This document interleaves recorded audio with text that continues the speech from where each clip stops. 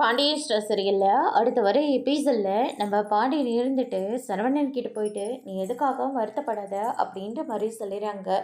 இல்லைப்பா, அவன் நினப்பு வராத வரைக்கும் நான் ரொம்ப நல்லா தான் இருக்கேன். இப்போ பாருங்கள், நம்மளை கோர்ட்டு கேஸை அசிங்கப்படுத்தினதை பத்தாம இப்போ கடைக்கிட்டேயும் வந்து பிரச்சனையை உண்டு பண்ணிகிட்ருக்கா அப்படின்னு சொல்லிட்டு நம்ம சரவணன் வந்து சொல்லிக்கிட்டு இருக்காங்க.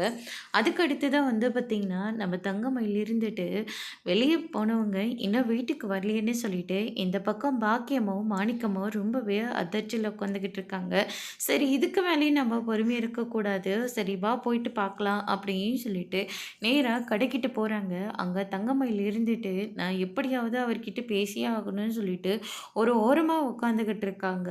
அதை நம்ம வாக்கியமும் மாணிக்கமும் பார்த்த உடனே, என்ன தாலி கட்டின பொண்டாட்டியே இப்படி எல்லாரும் முன்னாடியும் அசிங்கப்படுத்திக்கிட்டு இருக்கேன், நீ எல்லாம் நல்லாவா இருப்ப அப்படின்ற மாதிரி சொல்லிக்கிட்டு இருக்காங்க.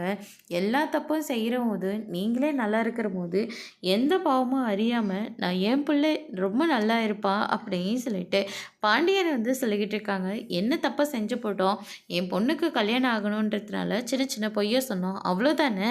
இப்போ அவங்க குடும்பம் குடும்பம் நடத்தியிருப்பாங்கல்ல, அது மட்டும் இல்லை, உங்கள் பையன் கட்டின தாலி இன்னும் என் பொண்ணு கழுத்தில் தான் இருக்குது, அதனால் உங்களால் எதுவுமே பண்ண முடியாது அப்படின்ற மாதிரி சொல்கிறாங்க. அந்த தாலி இருக்கிறதுனால தானே நீங்கள் இவ்வளோ பேச்சு பேசுகிறீங்க, இப்போவே நான் அந்த தாலியை கழட்டி கொடுங்க அப்படின்ற மாதிரி சொல்லி சரவணா ஒரு பக்கம் பிரச்சனை பண்ணிக்கிட்டு இருக்காங்க.